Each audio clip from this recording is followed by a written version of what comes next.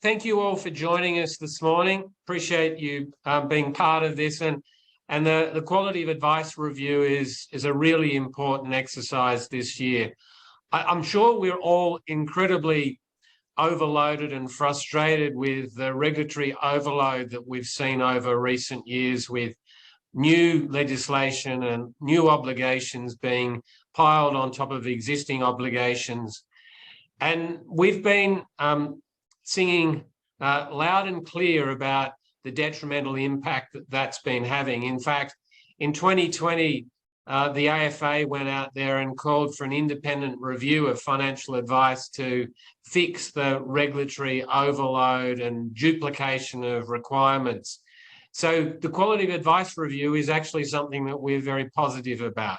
Today, I want to take you through the background to it. We'll talk about the scope.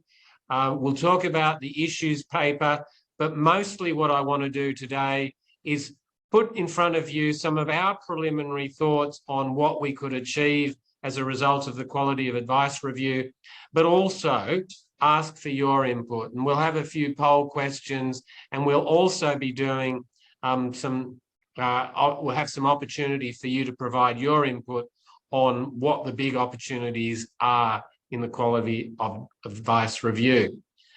Okay, so there'll be 1 hour of CPD available, and we'll send that to members within a week.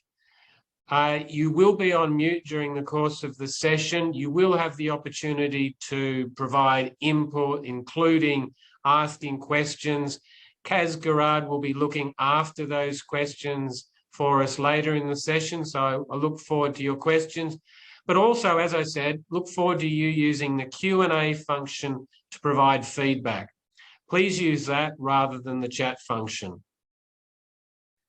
So as I said, the agenda today is just to look at the background of the quality of advice review. We're going to look at the terms of reference, the issues paper. We're going to cover off what we think the big opportunities are. I also want to just quickly highlight our events this year. Later this month, we'll be kicking off our first roadshow in over 2 years, and I'll briefly talk about that at the end, and we'll have some time at the end to take some questions. So let's dive into the quality of advice review. The government, the minister in particular, first announced the quality of advice review back in April of 2021, and at that time, she made the point that she was going to roll the LIF review that ASIC were undertaking into the quality of advice review, which was something that we warmly welcomed. We thought it was a good opportunity to look at LIF more broadly and consider a range of other issues, such as what's happened to access to advice on life insurance, what impact the LIF reforms have had on underinsurance, to look at the issue more broadly and to have it part of a broader independent review rather than just an exercise being undertaken alone by ASIC. So that was announced in April of last year. Wasn't much further announcement until December, when the minister put out draft terms of reference. Submissions on that were due by the 4th of February. And on the 11th of March this year, the minister announced the final terms of reference and also the appointment of Michelle Levy, a legal partner with Allens, as the reviewer. And then on the 25th of March, the issues paper was released, and there are responses due on that by early June. In fact, it's the 3rd of June. Now, as I said before, we've been very supportive of this because we see this as an opportunity to have an independent person do a detailed analysis of how things actually work in financial advice, with a view to making fundamental changes to achieve a quantum leap in the outcomes. Now, we're talking about the cost of providing advice, the implications that has for access to advice, but also the client centricity of the advice process, to make it easy for clients, to make it comfortable for them, not having to have them force through bureaucratic processes that they don't value. Now, I do need to provide some context that in terms of the triggers of the quality of advice review. it does link back to recommendations from the Banking Royal Commission. Now, just quickly cover these. Recommendation 2.3 was a proposal that Commissioner Hayne had, that there should be a review of the measures to improve the quality of advice. And he particularly stipulated that this should happen in 2022. Suggested it should be in consultation with ASIC, but should have a look at all of the measures that have been implemented recently to assess the impact that they've had on the quality of advice. Now, the government has chosen not just to focus on the quality, but they've also taken this review to look at access and affordability, which we think is really important because it broadens the scope to not just narrowly focus on quality.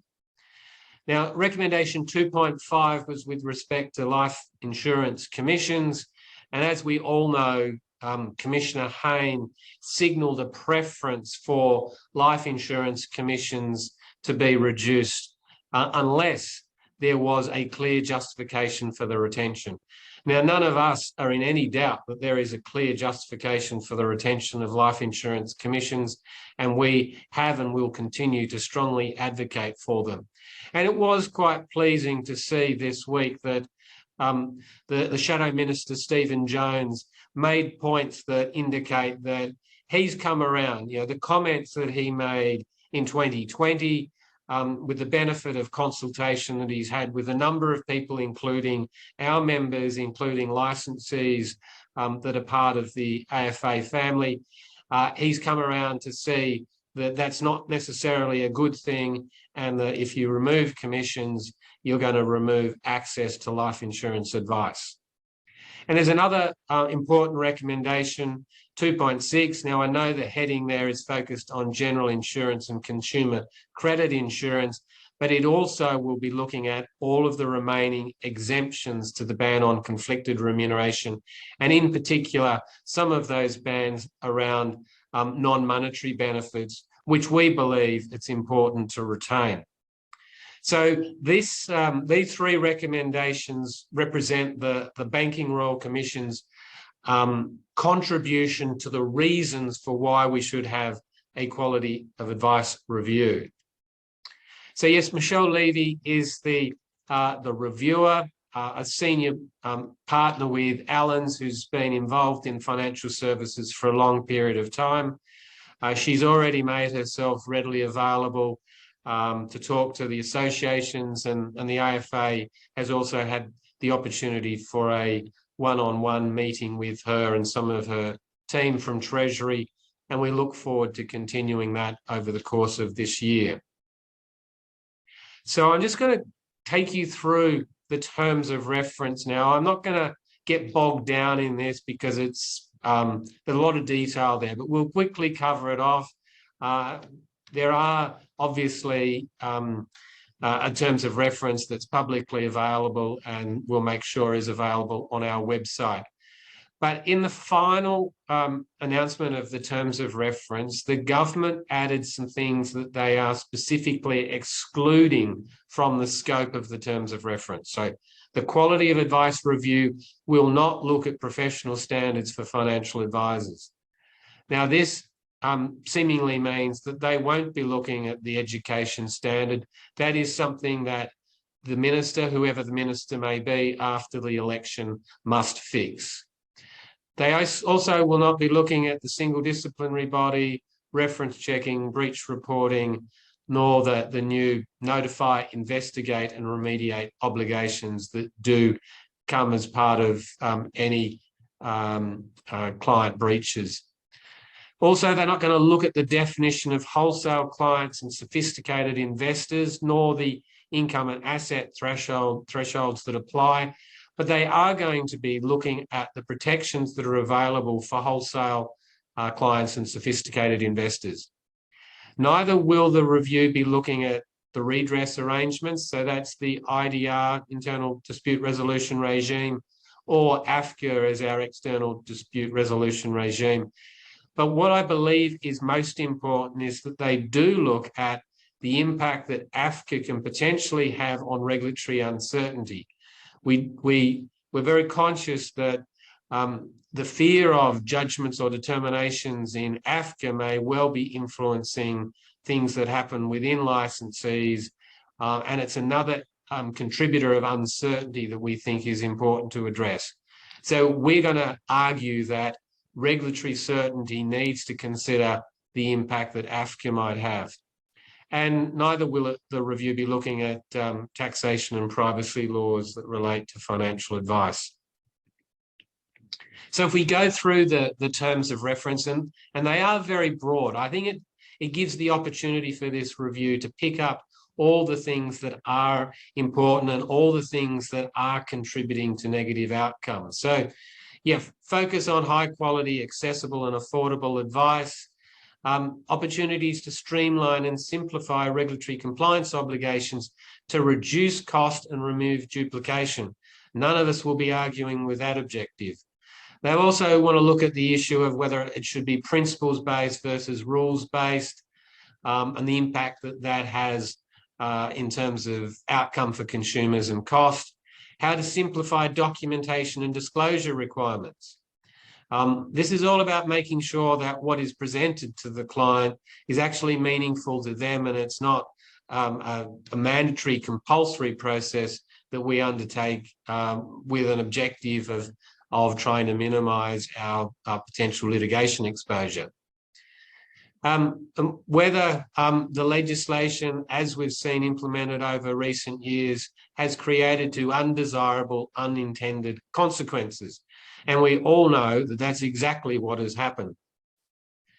Going further, the framework, they'll be looking at the framework for providing financial advice, looking at the key definitions. So personal advice versus general advice. They'll also give consideration to scaled and intra-fund advice. They're going to look at the safe harbour provision as was proposed specifically by Commissioner Hayne. He argued that it should be removed unless there was clear justification for retaining it, and I'll talk more about that in a little while. Also importantly, financial advice documentation and disclosure requirements, fee disclosure and consent requirements, and this is really critical because for many of you, you'll feel that the changes that have been made through annual renewal, and particularly the client consent requirements of part of that, have added significantly to the red tape and bureaucracy. And of course, LIF and the impact of LIF on levels of insurance coverage. The stats are already coming out that the number of individually advised life insurance clients has fallen significantly over the last 3 years. Going further, the remaining exemptions to conflicted REM, which we talked about in terms of recommendations 2.5 and 2.6. And then there's one there looking at the accounting profession and whether the right regime is in place for how accountants play a role in the advice sector. Talk about sophisticated investors and wholesale clients, actions undertaken by ASIC, including regulatory guidance and class orders. And I think this is an important part of it. I think we've seen ASIC trying to provide clearer guidance, and we've certainly welcomed the guidance they released late last year on records of advice, but we think there's significantly more opportunities there. There's a little bit of a focus on other entities in the sector, including professional associations. So we look forward to the coverage of that. More broadly, the review will have regard to structural change and professionalisation of the sector. And we think this is really important because financial advice is a very different place than it was 5 years ago.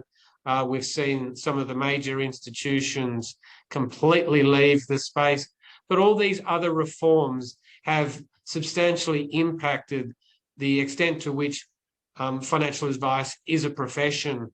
And that means that there should be mechanism to place greater reliance upon professional judgment rather than bureaucratic red tape steps that we have seemed to end up with. Best practice developments internationally. I think it's widely acknowledged that Australia is leading the world in terms of red tape and bureaucracy in the advice space. So it's the important thing to compare what we do with what's required in other jurisdictions.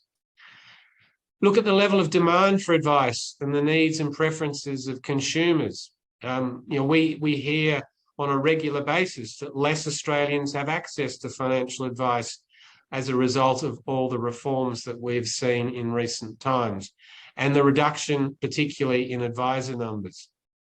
The importance of innovation and technology in driving solutions, and the review will give thought to whether there are other ways of providing advice more efficiently. But potentially this is more about younger people, to give them access to advice.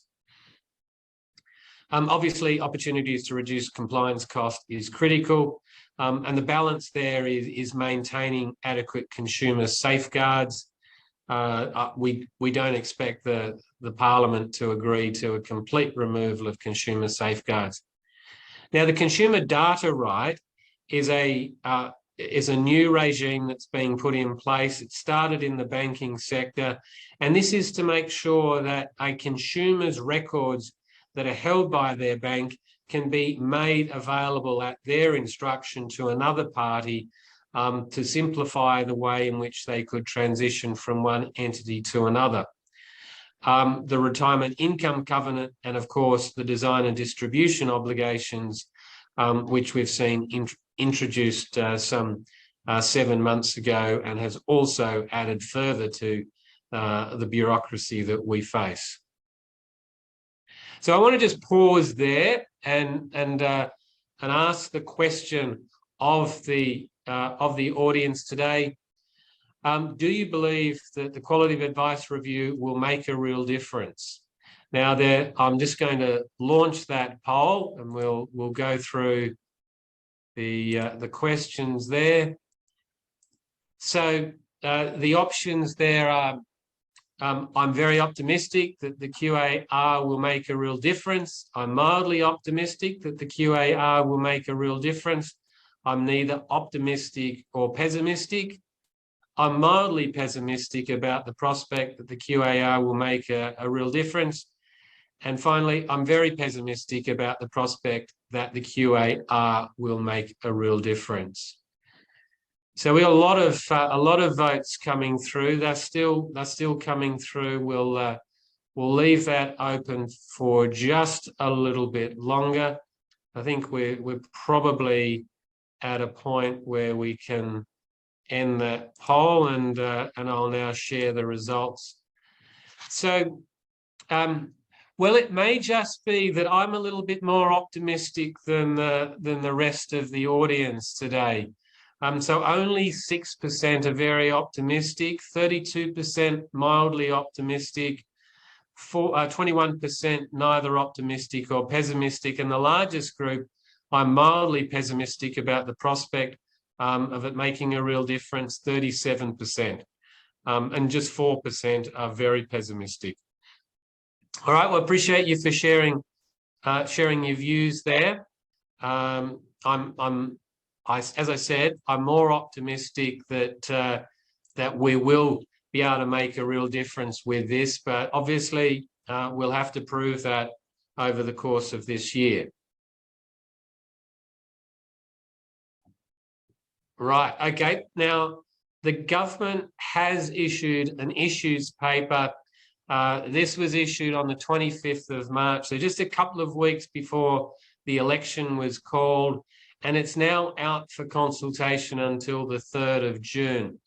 Now, this particular paper is quite a long paper. It's got 50-odd pages. It includes 83 questions. Our view is, look, we have to respond to the issues paper, but what I'm going to focus on today is not those 83 questions, but it's where we see real opportunity for improvement. So I want to focus not so much on going through detailed questions, but where the real opportunities are. And that's where we're really looking for member input. But they have, in this paper, addressed a very broad range of issues. So they've looked at the definition of what is quality advice, what's affordable and accessible advice. They talk about the types of advice: general, personal, intra-fund, limited scope, digital. They talk about the role of the best interest duty and related obligations. They have gone into detail around conflicted rem, LIF, and the other exemptions. Talk also quite extensively about the advisor charging regime, the annual renewal requirements that have been put into play, disclosure documents and what the opportunities are there, accountants and how they might be providing financial advice, and how that might be regulated in the future, consent arrangements for wholesale clients and sophisticated investors. And this is about what protections are in place for wholesale clients, because what we've seen is all the reforms over the last 10 years have all excluded wholesale clients. So wholesale clients are not covered by many of the disclosure obligations that date back 20 years, but they're not impacted by the future of financial advice reforms. They're not impacted by the consent arrangements that we've seen last year. They're not impacted by the professional standards regime. So there is a very different world that exists in the wholesale client space, and that no doubt has led to decline in the space of personal advice to retail clients, while at the same time there's been growth in the personal advice to wholesale client space. And then they talk about other measures to improve quality, affordability, and accessibility. So now I want to talk about the key opportunities for improvement. And this is where I'm really going to look for your engagement. Now, we've looked at this more broadly at an AFA level, and we're trying to group the opportunities and focus on what the key objectives are. And we think there are probably 4 key groups. Reduce complexity. And reducing complexity is great for advisors, it's great for licensees, it's also great for clients. Reduce the cost of financial advice and the cost of running financial advice businesses. Why does it cost so much to give financial advice? We've seen stats recently that says that the cost of providing financial advice has increased over the last 3 years by 40%. And we all know there's such a significant number of factors that have contributed to that. But who's to say that the cost of providing advice 3, 4, 5 years ago was acceptable? We still think that it needs to be better than it was 3 to 5 years ago, and certainly a lot better than it is today. There is substantial opportunity to reduce the cost of providing financial advice. We also think there are opportunities to make the advice process much more client-centric.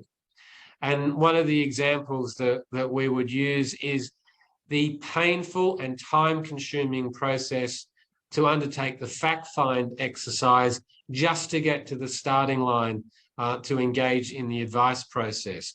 There must be a better way to automate that. But also, if we look at the client consent process, if you have a couple who are clients, they have one agreement that covers both of them, but they each have 3 different product holdings, you go through the annual review exercise and they've got to sign 7 different documents. Some of them are different, some of them may be more automated, but what an incredibly bureaucratic process. And of course, you all know that clients just look at it and go, why do I have to sign so many times? Should I be more anxious because you're asking me to sign so many different forms? And equally importantly, we want to ensure that financial advice is a sustainable profession. So we need to make sure that we have a focus on retaining as many of the existing advisors who are considering their future, but we also need to make sure that we have a steady flow of new advisors coming into the advice profession so that we can start to rebuild advisor numbers.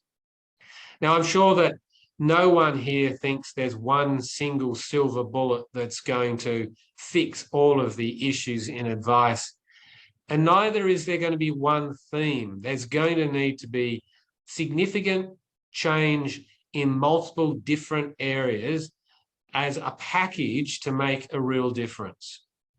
Now, we're not going into this with our eyes blind to the fact that what comes out of this will need to be on the basis of justification and clear evidence that it will deliver a better outcome for consumers. Now, what's really important there is, we need to understand what consumers actually value. Do they value signing 7 different forms just to allow their advisor to continue to be their advisor for another 12 months? Our goal in this exercise is to get as many high priority initiatives across the line as possible. Now, that means we need to work with other bodies to make sure that there is broad support for the recommendations.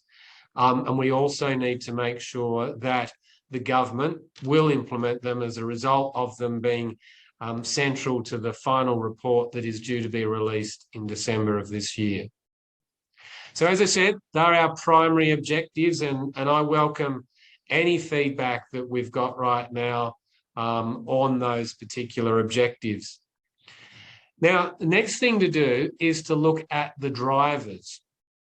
And I'll now go through these drivers, but then we'll look at the drivers in some level of detail. First one is reduce regulatory uncertainty. The more uncertainty we have in the advice process, the more bureaucracy that's built into it, the more checklists, the more checking that gets done.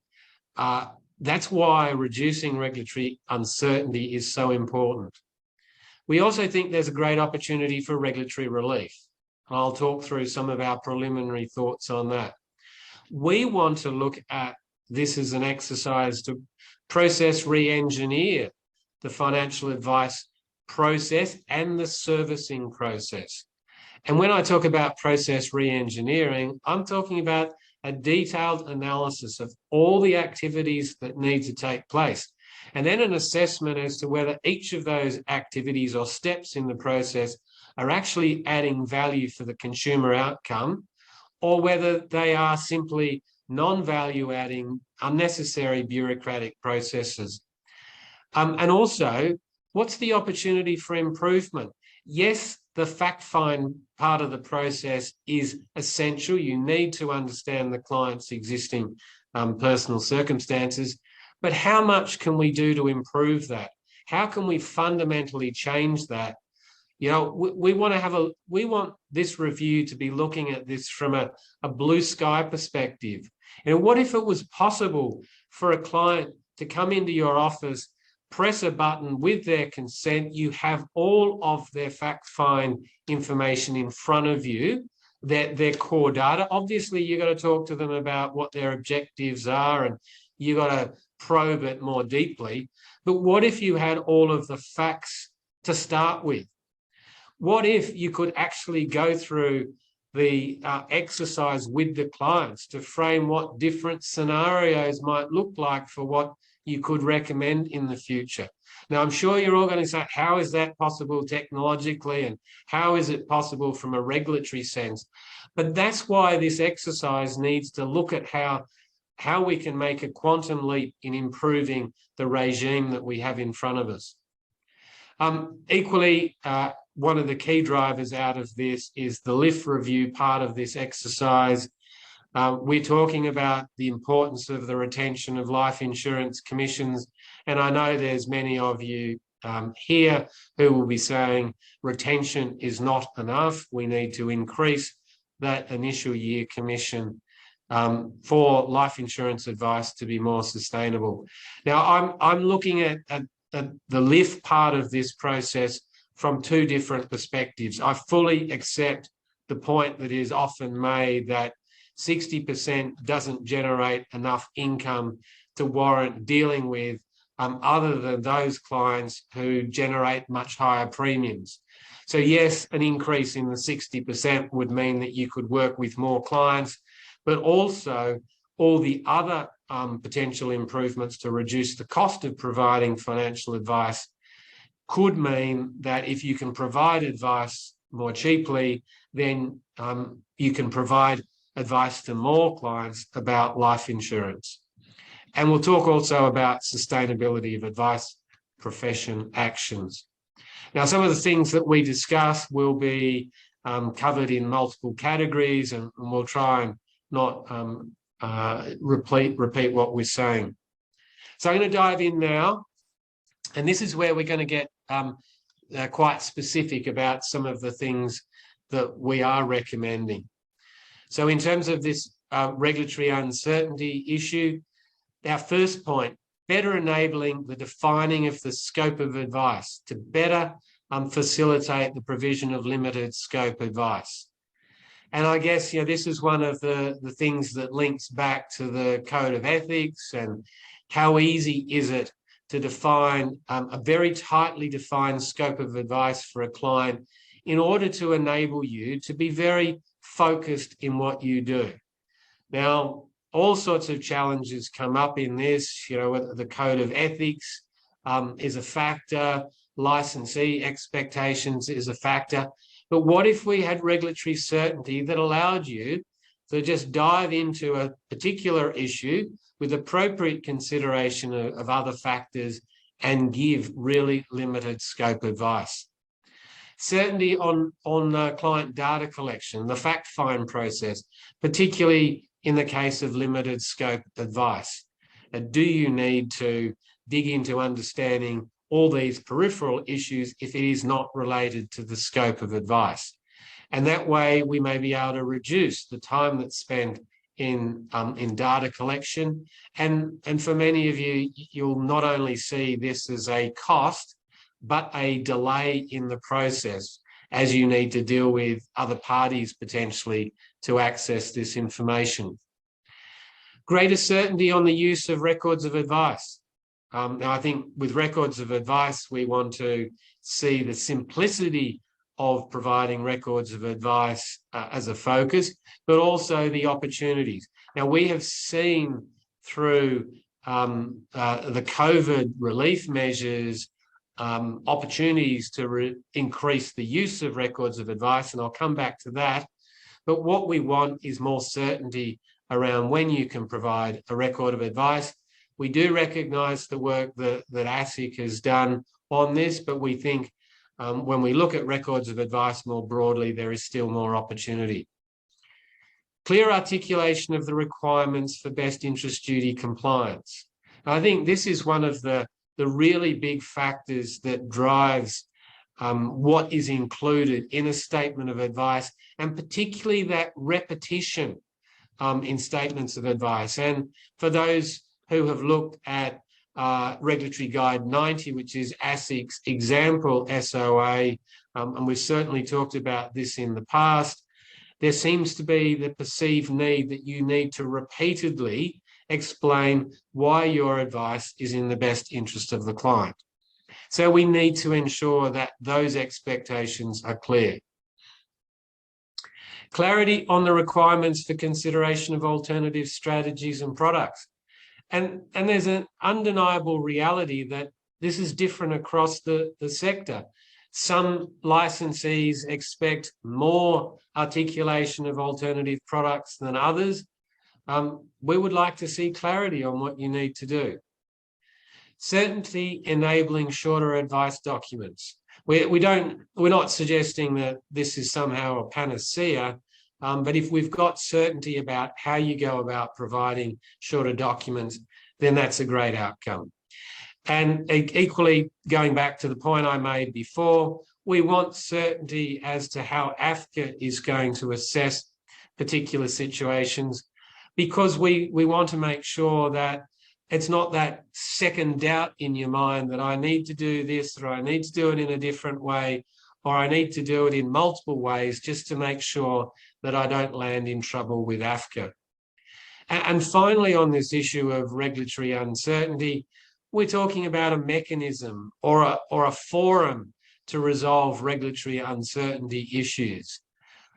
There is a mechanism in the tax regime. You can go and ask the ATO for binding tax rulings. Is there a way of getting certainty so that the entire profession knows what's expected of them? So that's our current list of regulatory uncertainty enhancements. I'm now going to move on to regulatory relief. And this is a list of things where legislative change might be required, and also potentially, it could be done through regulation or legislative instruments or other means. Now, the first one, and we've talked about this a little bit before, is, and we've seen the FSC make the recommendation that the best interest duty safe harbour should be repealed. And now Stephen Jones came out earlier this week and made a comment about how he didn't agree with that. And there is an alternative. And the alternative is to remove the other steps obligation, the G requirement that you need to take all other steps to ensure that your advice is in the best interest of the client. So that might simplify the safe harbour. But the other important thing is the ASIC record-keeping class order, because it's that class order that has required advisors to document what steps they've taken and what evidence they have to demonstrate compliance with each of the steps in the safe harbour. Now, this is a great opportunity. This is a great contributor of additional record-keeping and time-consuming activity. And for those advisors who are involved in the large institutional licensees at the time, you saw the Project 515 and the impact that that had on the processes that you need to follow in order to demonstrate compliance with the best interest duty. So this is a really big opportunity to take out some of that extra record keeping and extra steps that might otherwise have been required. And this then links back to an overall theme that advisors are professionals. They've needed to do an exam. They've needed to do further study. They're subject to all these other requirements.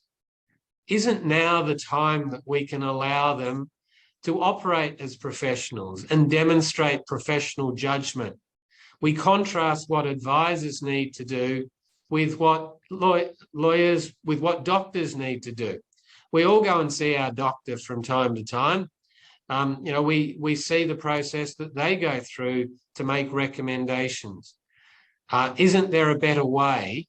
And isn't that including allowing advisors to demonstrate professional judgment rather than what we currently require them to do? We want to see a fix to the fee disclosure statement problems. These are issues such as timing differences, where the money may come out of the client's account at a different point in time to when it's paid to the advisor, which causes a difference. Small immaterial differences that shouldn't lead to the invalidation of the fee disclosure statement. And with the new regime, why is it impossible to change the client's anniversary day without putting a new arrangement in place? Obviously, we want to see rationalisation of disclosure documents. That's an important thing on the list. Annual renewal. Now, we appreciate that the Royal Commission has required advisors to renew their arrangements with clients every year.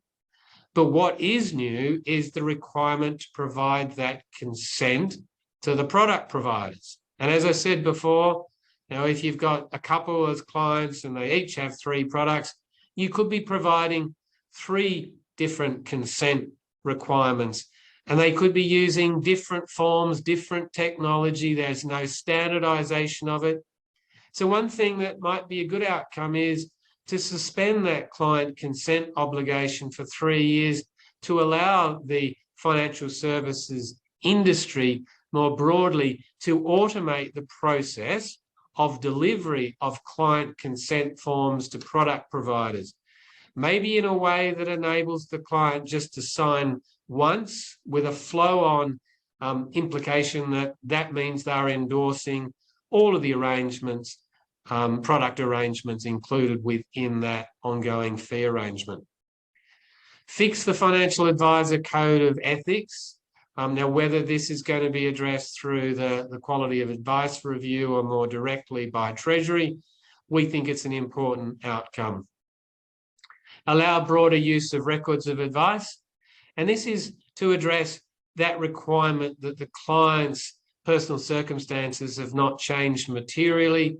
We think that shouldn't be a necessary obstacle in providing records of advice. And we're always going to be keen to have a look at how the DDO regime can be simplified for advisors, given the half in, half out model that we have at the moment. So that's the regulatory relief measures. Process re-engineering improvement. We would love to see financial advisors having access to the ATO portal or the data that's available through MyGov. And let's also talk about Centrelink, accessing Centrelink client data. This is all potentially can be included as part of this broader consumer data right changes. But what if it was possible with client consent to press a button to get all this data to give you a kickstart in your fact-find process? We want this exercise to listen to the voice of existing consumers, existing clients, what consumer protections they value, which ones add no value, and they're happy to have taken away. The reforms have never listened to the existing clients. They listen to consumer groups, but more often than not, consumer groups are talking about the expectations of the unadvised and the reservations the unadvised might have in getting into advice. Rationalisation record-keeping obligations. Better enabling the use of technology and artificial intelligence in the advice process. I think there is some technology that's starting to emerge, and Padua Financial Services has got some really good stuff that's being released this year that better facilitates the dialogue between the advisor and the client as to what the strategies might be going forward. We want further rationalisation of the annual renewal process. We want to see greater standardisation of the requirements of product providers in terms of the admin and compliance steps. So this applies in terms of why is it so inconsistent in terms of client consent. DDO is another contributor to differences. Is there a way of using standard technology that goes right across the financial services industry? The blockchain type technology that can be the central repository of client information that through blockchain can be authorized to be provided to the product provider to solve that client consent obligations. There must be great opportunity to make these process improvement changes. So I might just stop there and ask through this next poll, what area will drive the biggest improvement? So let's get into this second poll question. And it's coming back to what we've already discussed. Reducing regulatory uncertainty, regulatory relief, process re-engineering improvement, confirming the retention of lift commissions or other. Now, when it comes to providing other recommendations, we're not suggesting that we have all of the great ideas. That's why we're calling on our members to help us to provide other great ideas Now, today, there will be an opportunity to provide ideas through the Q&A function, but as we go on with this exercise, and it will continue for the course of the year, please send your suggestions to policy@afa.asn.au. All right, well, we're seeing quite a few responses coming through. I might just wrap that poll up now, and we'll share the results. So regulatory uncertainty is 18%, regulatory relief 39%, process re-engineering 32%, and confirmation of the continuation of life insurance commissions 11%. So thank you for providing that feedback. That's very useful. Let's keep moving. All right, sustainability of financial advice. And this is all about having a strong, vibrant profession to make sure that we have the number of advisors that we need in order to meet the needs of clients. And what we're hearing out there is that advisors are turning away clients, that they are no longer continuing to service some clients who were paying lower fees. We want to see more advisors so more Australians can access advice. So what we see as being the key things here is resolving the education standard debate and providing significantly enhanced recognition of prior learning and experience. We want this issue to be fixed as a priority so that advisors have certainty, they know what they'll need to do, they can go on and get it done, and they can look forward to the future without this cloud hanging over their head. Actions to reduce the cost to operate, enabling improved business profitability. I think you've all suffered from the impact of increased costs in recent years, and there are many different drivers of that. If we can reverse that, then it makes advisor businesses more profitable, and that will be an incentive for more advisors to stay. What else can we do to make existing advisors who are considering exiting the profession stay longer? What incentives can be provided to businesses to appoint more professional year candidates? There's not a lot of point having people come through the university programs if we can't find a means or a mechanism for them to start working in practices. We also want to see the promotion of financial advice as an important profession so that young Australians want to take up financial advice as a profession in the future. And another thing that we think is really important to look at is how we support specialist areas. And I obviously see risk advice as a key here, but you'll see other areas. The stockbroking profession will push stockbroking, aged care, SMSF, there's a range of other ones. But what more can we do to support those specialist areas to make sure we continue to have a number of specialists? All right, I'm going to go to my final poll question. This is to ask what specific initiatives might make the biggest difference in your business. So I'll just launch that now. Now, we've listed a few things there. Automation of the client fact find process, better automation and integration of the client meeting and advice preparation software, improve regulatory certainty in the preparation of advice, rationalising annual renewal and client consent, fixing the code of ethics, standardisation of systems, processes and forms across product providers, and other. And if you do have any suggestions under other, then please add that through the Q&A function. All right, we're getting a lot of feedback coming through there. We'll give that just a few more seconds, and we'll close that down. All right, I think we're probably there. I'll end the poll now and share those results with you. So the key there seems to be improve regulatory certainty in the preparation of advice.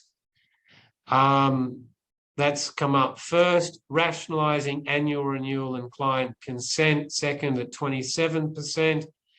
Standardisation of systems, processes and forms, 19%. And then better automation and integration of the client meeting. Well, that's quite interesting. I'm surprised that automation of the client fact find process hasn't rated as highly as it may otherwise have. So appreciate your feedback there. Let's now move on. So the next steps. The responses to the issues paper are due on the 3rd of June. But look, this is not the end to this process. The final report's not due to be released until the 16th of December. We believe that there will be other opportunities to contribute going forward. We understand, or we certainly hope, there'll be an interim report that's released, which we'll all have the opportunity to contribute to and say whether we think those recommendations in the interim report will fix the problem.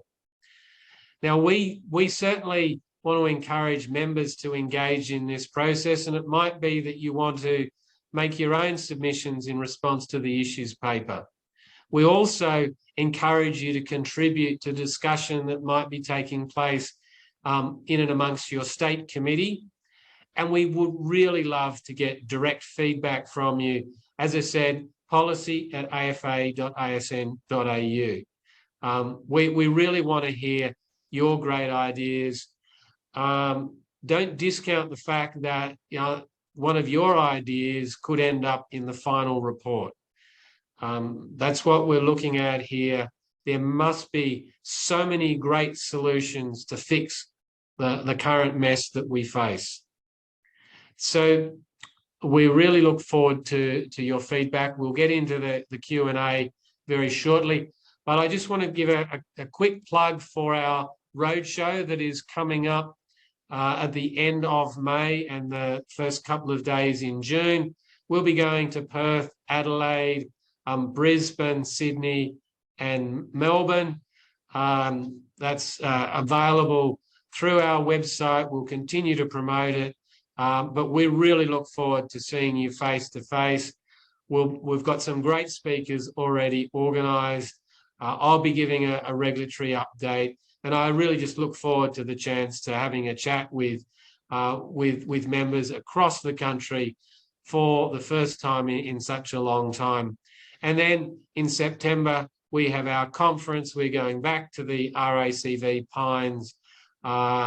We're really looking forward to that, and we're looking forward to having some fun and looking forward to seeing as many members there as possible. So at that point, what I will do is pass over to Kaz, who's analysing the feedback that we've seen, and will be putting forward questions. Please continue to put your questions in through the Q&A function. So Kaz, what questions have we received? Okay, well, you asked about with the other component of the last poll question to put suggestions through. So we've had a few suggestions come through of that, and we'll get to those in just a minute. But one of the earlier questions that came through was a question about whether there is any danger that seeking any regulatory certainty will only lead to more rules-based regulation instead of, more flexibility. Well, that's a good point. It can go either way. Now, there's a really good debate that has to be had through this exercise as to whether you want a principles-based regime or a prescriptive rules-based regime. Now, there are a number of different factors that influence what's the better outcome. A a principles-based regime with a light regulatory touch, which allows the application of professional judgment, that's a really good outcome. A rules-based regime with minimalist rules that are quite clear and lead to an efficient process, that's also a good outcome. What we don't want, however, is a detailed, extensive rules-based regime with a very intense regulatory oversight. Neither do we want a principles-based regime with a lack of regulatory certainty, but a really intense regulatory oversight that you might get caught out, but you just don't know how they're going to judge what you've done. So this is not an easy debate. I mean, I think we can argue for regulatory certainty. We can participate in that debate around principles versus rules-based. But if we do go with a more, if the end outcome is a more rules-based, then it needs to be simple, straightforward rules and not extensive and leaving room for ambiguity and more uncertainty. So look, I'm not giving a definitive answer there, but I think it's an important part of this process. Okay, that's good. I think a few people have made the point that with just clarifying with the poll questions in the last poll, that they weren't ranking issues in order of importance, that they were identifying that these were issues that are important. It is acknowledged that the fact-find process is definitely an essential category to approach. There has a question has come through asking about what can advisors do to assist in getting a good outcome, Phil? Right, so this process does provide a mechanism for input, so you can contribute to the review, and the issues paper is the first step in this exercise. There's 83 questions in there. I've gone through them and think that there's some more important questions, but you don't have to be limited to responding in terms of answering those 83 questions. You might have your own list of 5 to 10 things that you think will make a real difference. Please submit that as part of the response to this exercise. Please give us your thoughts. We hope that through the course of this year, the Quality of Advice Review will be out there talking to advisors, sitting down in the offices of advisors and just understanding the process. So there may well be further opportunities. But we will be talking about the Quality of Advice Review at the Roadshow. We will be talking about it at the conference.